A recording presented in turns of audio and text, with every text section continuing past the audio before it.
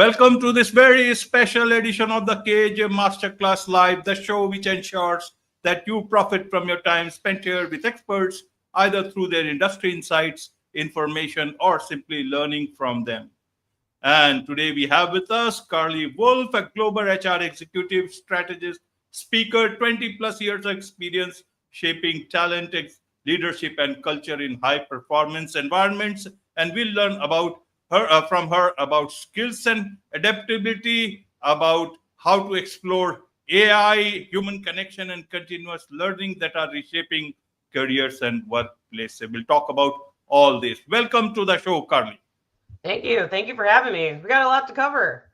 I'm excited. You are welcome. Welcome, and indeed, lot to cover. You are welcome. Welcome to the show. Welcome to India in this online form. And I'm sure not just in India, but a lot of people across the globe, a lot of career people across, professionals across the globe will benefit from what we are going to talk right now. We'll talk about the future of work, and which is going to be about skills, not just titles. We'll talk about all that. But before that, let's talk a bit about your journey, your story, your background, Carly, so that the audience knows better who they are listening to.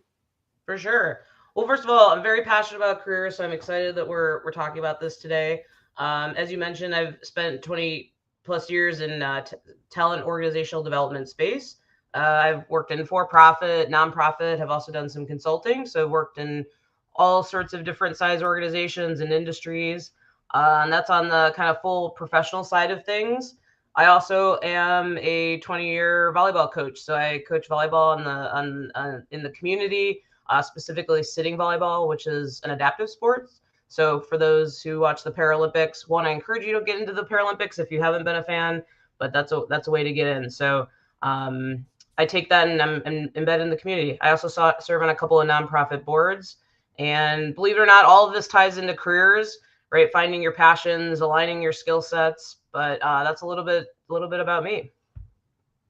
Absolutely, Carly. So let's understand this. Means, how do you see where we stand today at this point in time? Is it for career people, for professionals? How do we see it?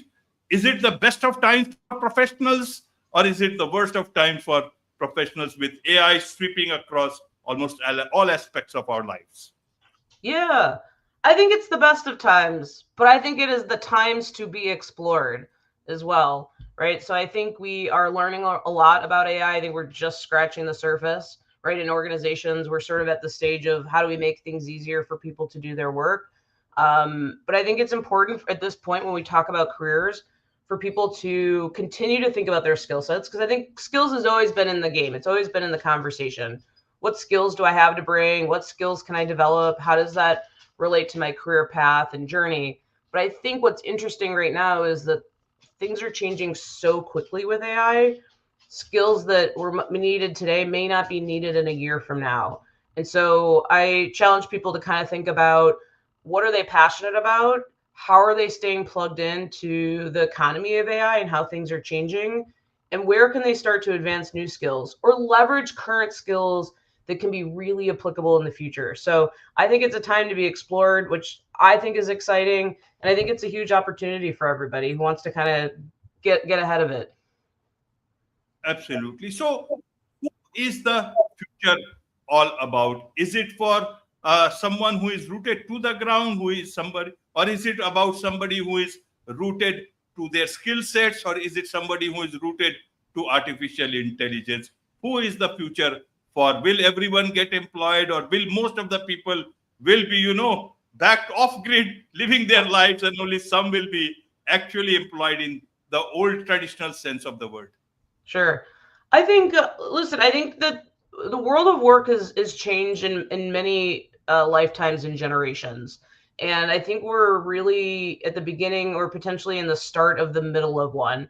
And so I think that what's great is that it is vast and it is open.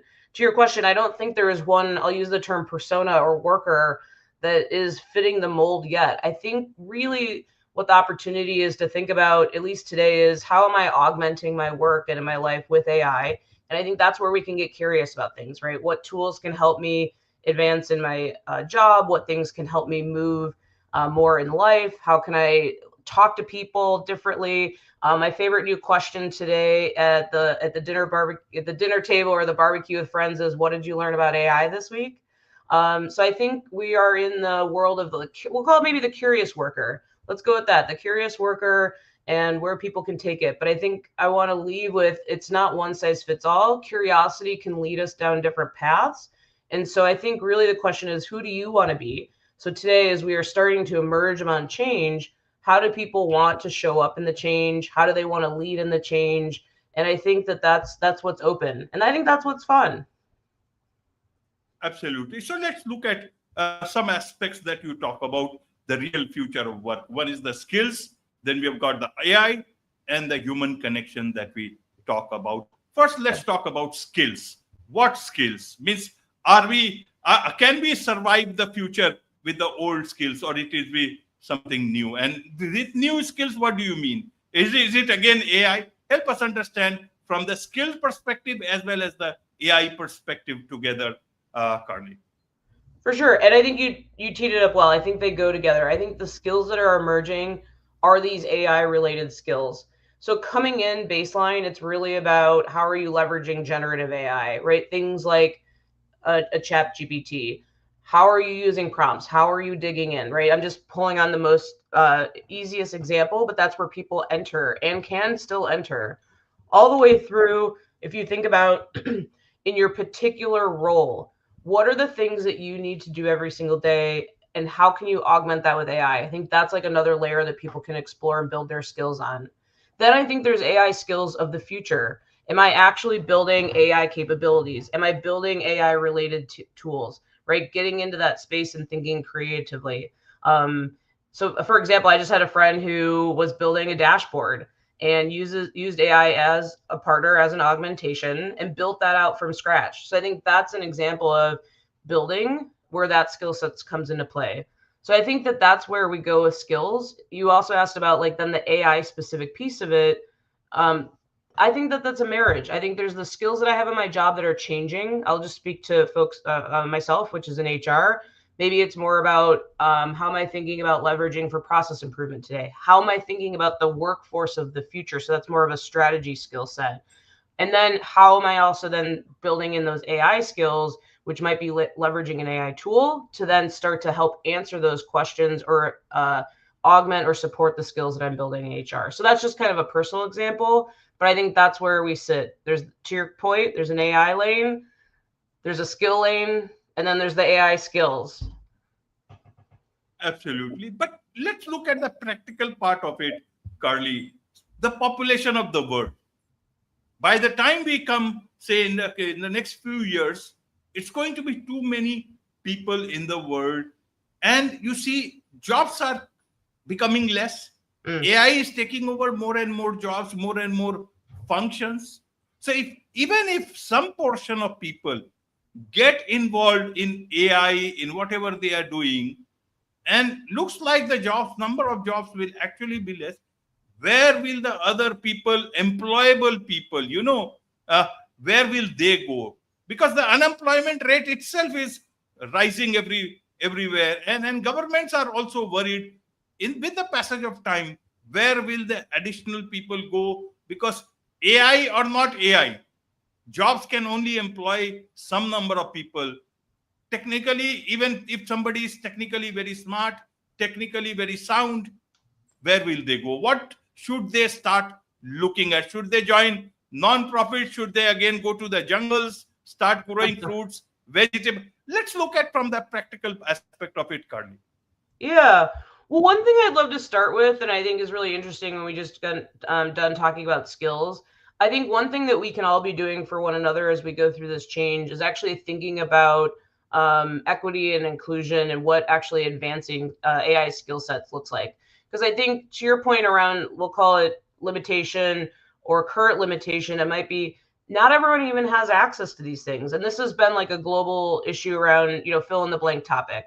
And so I think the first question is, how do we get more people access to the tools, to the learning opportunities, so that they can actually stay on the curve, let alone even be able to lead the curve? So I think that it starts there, which is how do we bring people along? And I think we're still trying to figure that out. which is why I share that I'd encourage people to think about, because I think we can at this stage in our good humanness be thinking about these types of questions to support one another, especially if we run businesses, if we're leaders in business, or we serve our communities. How do we bring people along? In terms of your question of like global workforce and where we're headed, I mean, I think we're figuring that out. I think the question is, how do people stay up so that they can continue to reinvent or evolve themselves to meet the future where it's at? And then, by the way, I do hope people evolve their careers. I think that that's where we're at, right? Where I started may not be where I end. And whether that means maybe I retire early, maybe I shift into a different type of job, maybe now I have actually like multiple jobs, right? Maybe it's a bunch of like fragmented type of roles. I think this is the sort of thing that we're all sitting around and talking about. Like, it's a big predictive space. Like, imagine if, what could be. But I think the open question is like, what do people want to start to get into that's important for them? What do they value? What are the places that they think they can add value? And how do you continue to evolve your brand, your skills, and your AI augmentation so that you can stay relevant? And by the way, stay up on that more than we ever have before. So I think it's a good question. And I love it because I think we're all figuring it out. Absolutely. In fact, you see, even the tech guys, some of the voices that is that about the basic income, that let's give some basic income to people, let them enjoy the fruits of art, all the development of the technology and AI and everything. And with that basic income, let them enjoy the fruits, whatever it is bringing, let them enjoy their life. And the rest of the things, they can do it. It means it looks like to be a reality, though maybe not, people are not talking in those terms. They're just still being optimistic. How do you look at that? It almost looks like a question of just when it will happen. There's no, I don't think the world or all these people who are deciding about the future of humanity or the workforce, they know where we are all going. What is your sense of this, Carly, to dig deeper into it? What I kind of go back to is, what service do we play in our communities? And I think that goes beyond the traditional construct of a job. And so earlier, you heard me talk about like, how are we thinking about bringing people along and advancing their skills? I also think there's still like the human needs that we have when we connect in our communities. You look left, you look right. What do people need to move about the world? Whether that's opportunities for access to physical spaces like the space I'm in around adaptive sports, whether that's healthcare and access to healthcare, things of this nature. I think these are things that will continue to exist. And so to the question I think you're really asking is, how are people evolving and still contributing? I think this is where these opportunities go. It may not be the traditional sense of where we navigate today, but where can people continue to serve in maybe different ways? And by the way, I just named a couple of things that exist in my community and exist today. I can only imagine what's going to also continue to evolve as we move 5, 10, 15 years out from now. So I go back to the question of, where can people engage with the people around them to continue to solve problems? And perhaps in the future, it's even more about community, not just for the need that will be there, but also like, how do we keep that humanness, right? Because I think when we talk about AI, there's a lot that comes out, potentially connection, potentially empathy. And so to stay connected, to stay in the community, and to still have impact in meaningful places, I think will be really, really powerful. Absolutely, Carly. You talk about human connection also. What do you mean by human connection? Does it mean that people will become leave their phones, leave everything, and be much more closer? Almost like all this technology will become a blessing in disguise, like as they say, every action has an equal and opposite reaction. The opposite reaction will be humans will find their humanity, their closeness, their connection once again. Help us understand about this human connection that you talk about. For sure. I mean, one thing could be that it could hope. Wouldn't that be great, right? If some of the tasks and frustrations that we have today could be alleviated, which opens up even more opportunity for human connection. I think that'd be amazing. The other part that when I say human connection, really it's an intentional phrase, which is, if we look back and we've seen different disruptions in technology, when we think about social media, right? Early on, you're like, this is great. We're going to, be faster. We're going to be stronger. Then you move along and you start to see the erosion of like the human connection, meaning how we converse with one another, how we empathize and see the person from the other side, like walk in their shoes, if you will. make decisions about, like, if you think about decisions that you're making at work, it's not just about you or your team or the people you can see in front of you. How do you apply sort of that critical thinking to understand, no, it's about this team over here, it's about this global network over there, and we may not fully understand literally sort of everything from their shoes, but we can certainly go out and learn and ask.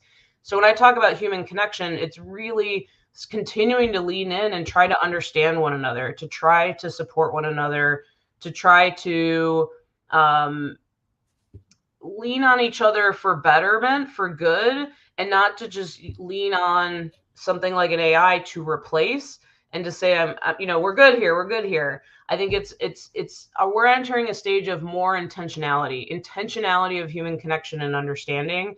And that's why I bring it up, because I think it's an important part of this equation that I don't want us to lose sight of. And I hope that people take away from here as they're thinking about, we start with careers, like what's the career path for me. I'd encourage you to think about what's the career path and what's the connection that I can hold with others in that pursuit.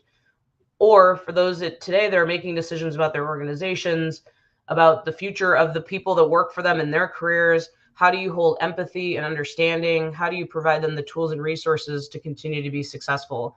That to me is all human connection. Absolutely. And talking of human connection itself, let's look at the role of companies as well as leadership. How do you think they are preparing for it? How do you think they should be preparing for it? How do you think who will decide whom? Will the companies decide about the future, or will the leaders decide about the future who are leading such companies? Because individuals, by and large, we have talked about. How do you see this? And you talk about leaders, and you also talk about beyond titles and job descriptions. That will be about career growth in the future. Mm-hmm. I think it's a great time for, when you think about being a leader or self-leader, what are the opportunities that you and the organization have in front of you to be reinventing itself?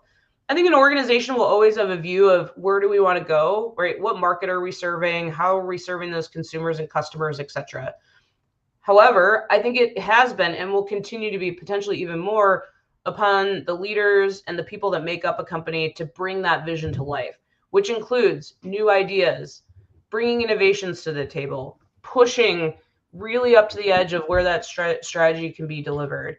And in the pace of change, I think now is even more upon leaders to say, well, leaders and people that work in organizations, what responsibility, what inspiration can I bring to the place that I work to continue to move us forward, to make sure that we're staying on top of things? So I think that it's all of the above, as it has been, but I think it's even more emphasized around what people can bring for the organization.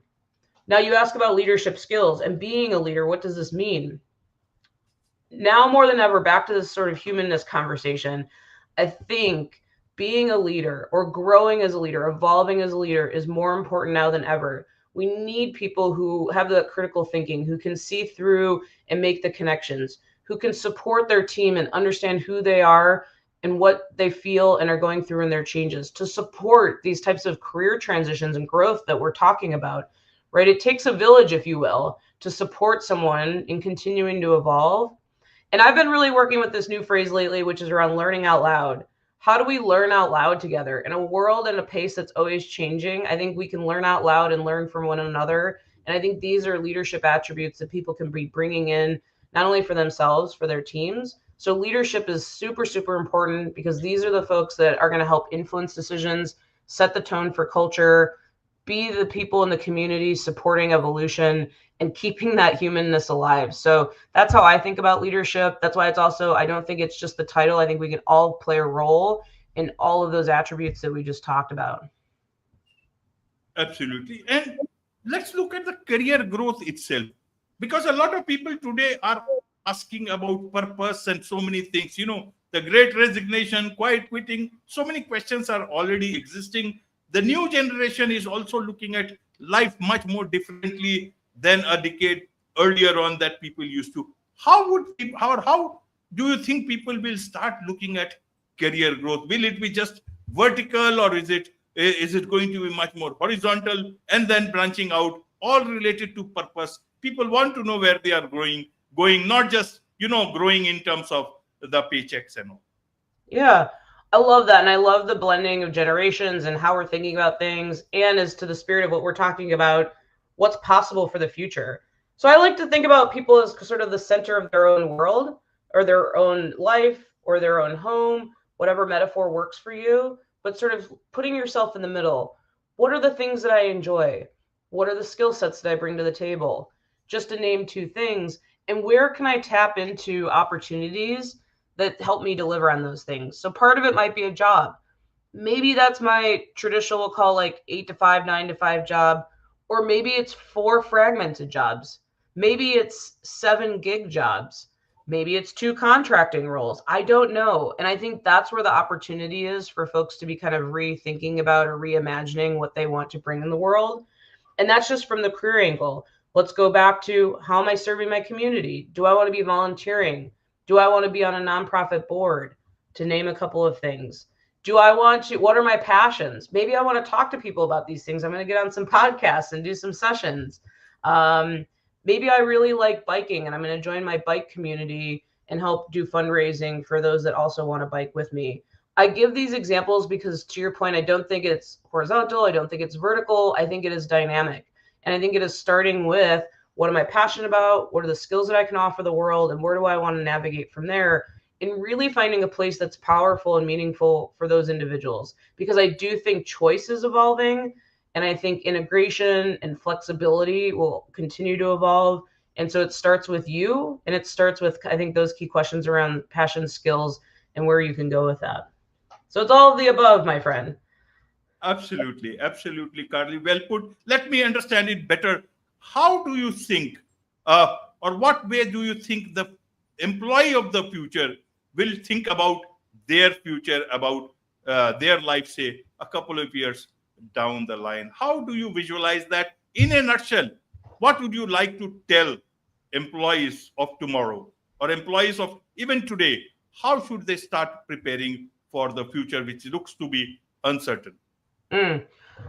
I love to start with the question of, let's look at yourself from a year from now. What are the things that you want to be proud of? What are the things that you want to have stood for? And I think that starts to guide us around the values that we have and how we want to show up in the world. So I'd encourage people to think about that. The other part I encourage people to think about is the sort of dynamic world that we're in, which is marrying your skills with your passions, with the flexibility that is now coming that can help solve for the parts and pieces that matter for you most. And I think the last thing is, don't be afraid to challenge yourself. Take that step. It is going to be different. It is going to feel different. And so to make that first move for yourself, I think is exciting. I encourage people. And by the way, I hope people share those stories, because it starts with that one spark or that one example to be able to walk in the path, but also forge your own. Absolutely, absolutely, Carly. There is so much to learn from you about all this, and I'm sure a lot of people would want to connect with you, learn more from you, about you, connect with you, even for professional engagements. What's the best way for them to do so, Carly? I always encourage people to reach out on LinkedIn. I'm open to the connections. I'm open to the conversation. And I think that's where we can continue to talk and share with others. So LinkedIn is where it's at, and I'd love to hear from folks. Wonderful. With this, it's a wrap on this very special edition of the KAJ Masterclass Live. Thank you so much indeed for joining us. Thank you so much.